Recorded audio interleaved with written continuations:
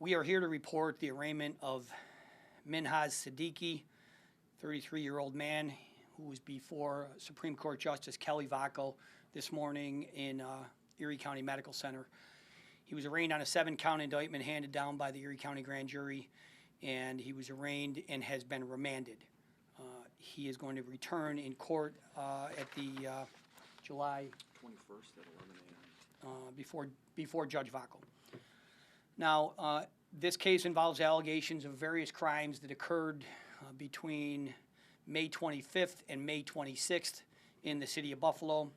The indictment includes 7 counts: attempted murder in the first degree, that's the attempted murder of a police officer, 2 counts of assault in the second degree, aggravated sexual abuse in the third degree, criminal obstruction of breathing, rape in the first degree, and predatory sexual assault. What I'm about to explain are allegations at this point, and the defendant is presumed innocent unless and until he is later proven guilty. So in May of this year, the defendant was in an intimate partner relationship with a 25-year-old woman who I will refer to as the victim. They were living together on Sherman Street in the city of Buffalo. The victim's mother, aunt, and her uncle also resided at that home on Sherman. On the early morning, about 8 o'clock in the morning, May 25th, the defendant arrived home. Pretty soon after getting home, he started to beat the victim. This assault continued off and on until the evening hours. He beat the victim with various objects all over her body. He strangled her with a rope, and during this hours-long assault, he also poked her and sliced at her with a knife. He kicked her, punched her, and dragged her around by her hair. He would take short breaks during this hours-long assault, but he continued his assault throughout the night and into the early morning hours, beating her with not only his hands but with other objects. At one point, the defendant sexually assaulted the victim at gunpoint. The next day, when the defendant was asleep, the victim was able to crawl down the stairs and call 911. She reported to the 911 operator that she had been beaten, that she had been sexually assaulted, and that the defendant had a gun. She locked herself in one of the rooms and stayed on the phone with the 911 operator waiting for the police to arrive. She stayed on the phone throughout the remainder of the incident. Buffalo police officers responding to this call arrived on the scene and were let in the house by a family member. The defendant was in the kitchen, and when he saw police officers, he immediately put his hands up and started screaming at the officers. The defendant then dropped down to the ground and refused to let the officers either remove him from the house or to put him in handcuffs. The officers struggled with the defendant to get him handcuffed. The officers went to the ground with the defendant, and while struggling with him, the defendant was able to pull what we believe was from an area in his waistband or somewhere on his person, a 9mm pistol that he had concealed. He then fired the weapon 8 times. 6 of those bullets struck Officer Mark Hurst, resulting in 4 separate gunshot wounds to his arms and legs, and 2 of the bullets also struck Officer Hurst directly in the middle of his bulletproof vest. The defendant was struck also by return fire from Buffalo police officers. 2 Buffalo police officers returned fire. A total of 3 shots were fired by Buffalo police officers, and the defendant was struck, we believe, 2 times. The officers then, 911 or the Buffalo Fire Department appeared on the scene, and life-saving measures were provided to the defendant. The victim was transported to the hospital. She has since been discharged. The Officer Mark Hurst, was also transported to the hospital, where he remained for several days, and he has been released.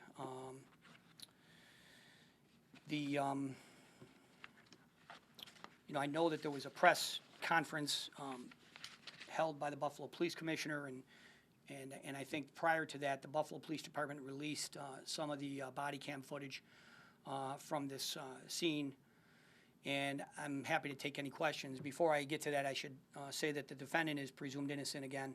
unless and until he has been proven guilty. But as I noted, the grand jury completed its investigation. They returned a 7-count indictment. I'll also add that our office has determined that the Buffalo police officer's use of force was justified in accordance with New York state law. And again, the case returns on July 21st. The defendant faces up to life in prison on the most serious charges in this case. And if there's nothing else, I'm happy to take any questions. Does that end your use of force investigation then by what you just said? Yes. Yes. What, I guess, factors led you to the determination that this was a justified use of force? So, as I've previously said, and as is clear in New York state law, Penal Law Section 35, Article 35 says that police officers may use deadly physical force when it is necessary to defend themselves or others from what the officers reasonably believe to be the use of deadly physical force. These officers were responding to a very serious 911 call involving allegations of domestic violence, sexual assault, and a gun. They conducted themselves professionally and with composure. When this defendant discharged his firearm 8 times, quite honestly, I think they displayed an extremely remarkable degree of restraint in only discharging their firearms 3 times. So the deadly use of physical force was justified in this case. Do we know if the defendant possessed the firearm legally or illegally? He had a permit for the firearm. Murder in the first is not a charge that's often used. Can you explain the severity of that charge and why it's used in this case, particularly with police officers? Sure, it's elevated because the defendant's more than 18 years old, and this involved police officers,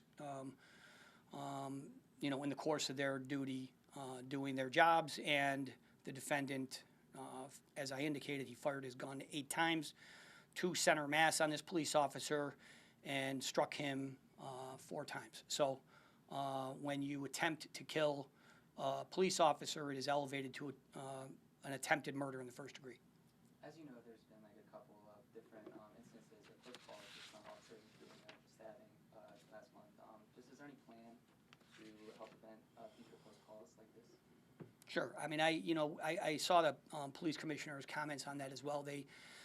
First of all, after these incidents occur, obviously the officers involved have gone through a very serious traumatic incident, and they have counselors and programming available for the police officers, and they the leadership in the Buffalo Police Department, I think, is very supportive of the line officers that are out there.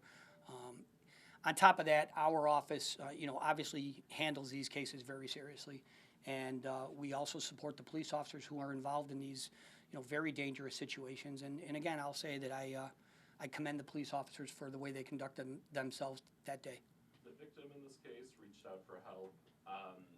What would you want to say to somebody who may find themselves in, a similar domestic violence situation or anything else that is similar to something like this?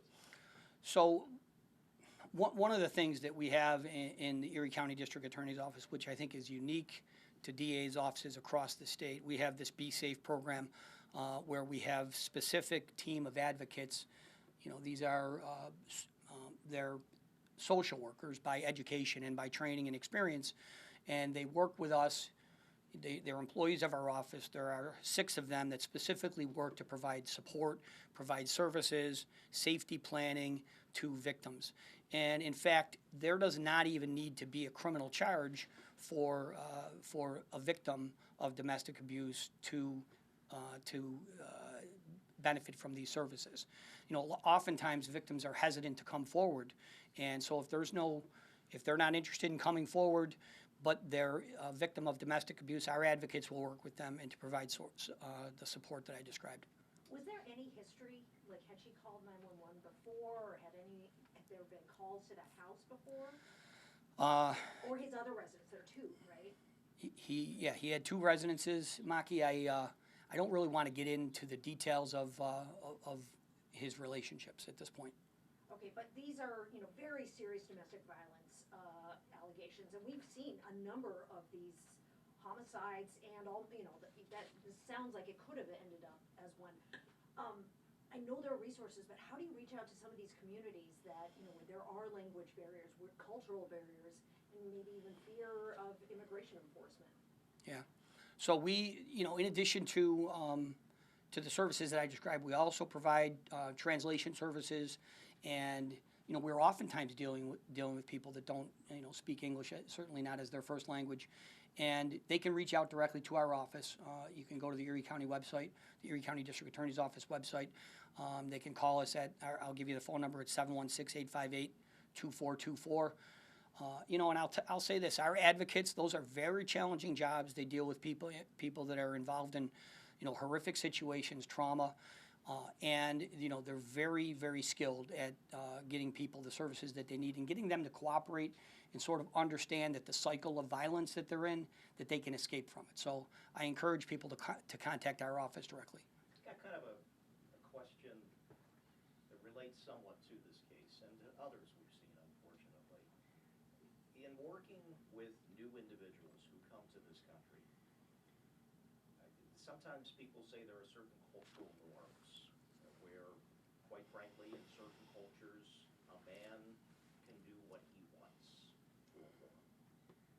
Has there ever been outreach with some, like a Jericho Road or some of the refugee services to try to explain, here in the U.S., we cannot do that? We've seen in cases with Yemen, very publicized case where they were trying to take the woman overseas for the forced marriage, things of that nature.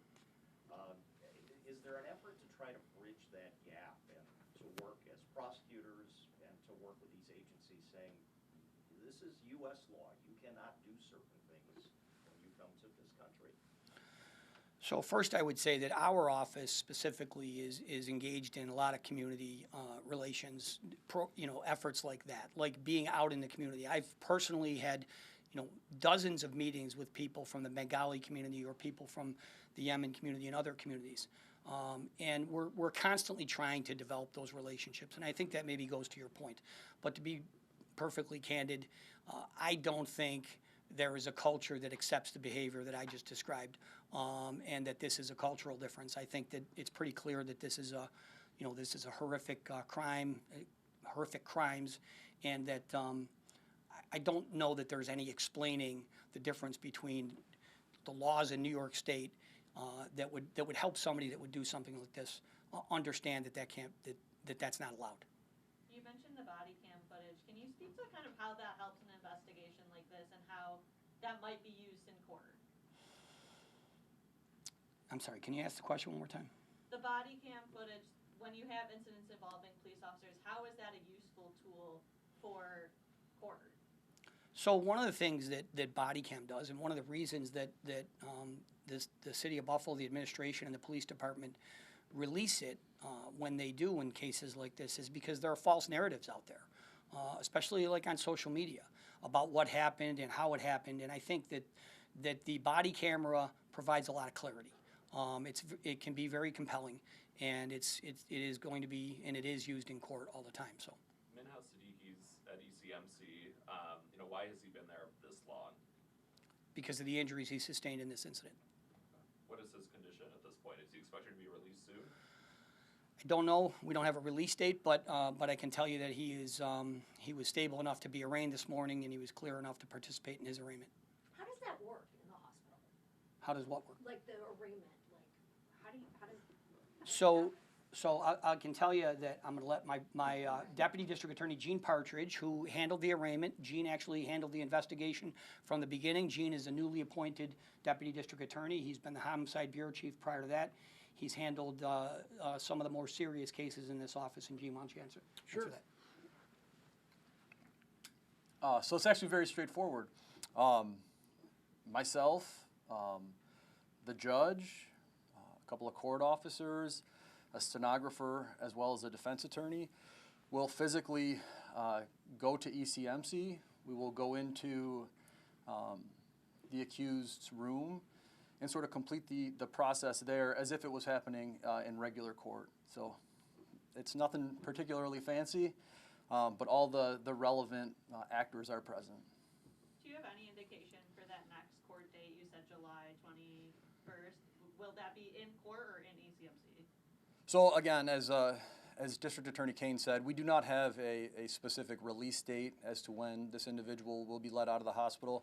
However, we are anticipating by that time that he will be released from the hospital, he will be at the holding center, and that appearance will take place in court. He goes from the hospital to the holding center until the case is over, essentially? That's correct. Anything else? Perhaps I missed in the beginning, the victim of domestic violence, what is her condition? She's physically recovering. She is mentally and emotionally traumatized, of course. We are in constant communication with her, and some of the services that I described that we offer through our Be Safe program have been afforded her. So, you know, she is cooperative, and she's moving forward. She's a very, very smart young woman, and she's been cooperative throughout. I apologize if I missed this, but do we know how many rounds the officer fired and how many of those struck the defendant? So 2 police officers fired their service revolvers. Their service weapons. They fired a total of 3 times. One officer fired once, and one of the other officers fired twice. And neither of those officers that fired were Officer Hurst? Correct. And he was hit twice? Officer Hurst was hit No, four. no. We believe he was hit twice. The What has the torture morale that been you like laid for- out, the torture that you laid out that this woman endured, would you say this is especially egregious, or unfortunately, do you hear a lot of these types of cases with this degree, being strangled, being poked with a knife, threatened, sexually assaulted continuously, things of that nature? I mean, does this one stand out a bit more, or? Yeah, I would say that this is obviously very serious. Unfortunately, it is. You know, we see, you know, more than I would like to see. Obviously, you know, this should be eliminated altogether. I don't know where I'd put this, you know, on some sort of scale. You know, it's you know, deeply disturbing, and you know, this is a scourge across our community, across this country, and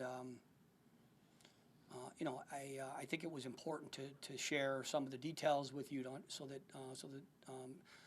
not only so that the public understands what occurred here, that resulted in these police officers coming onto the scene and what they were facing, but also, you know, to sort of send a message to the survivors of domestic violence, that this kind of thing should not be accepted, it should not be tolerated, and our office is here to help, and I hope that they'll, you know, the people that are in circumstances like this would contact us. What has the morale been like for the officer who was shot and the other officers? Well, I think they're all, you know, pleased that we're here today at this, you know, sort of initial closure of the investigation. I saw a video of, you know, dozens of police officers that were at the Erie County Medical Center when Officer Hurst was discharged, and it looked like they were, that the morale was great at that moment. Anything else? Thank you.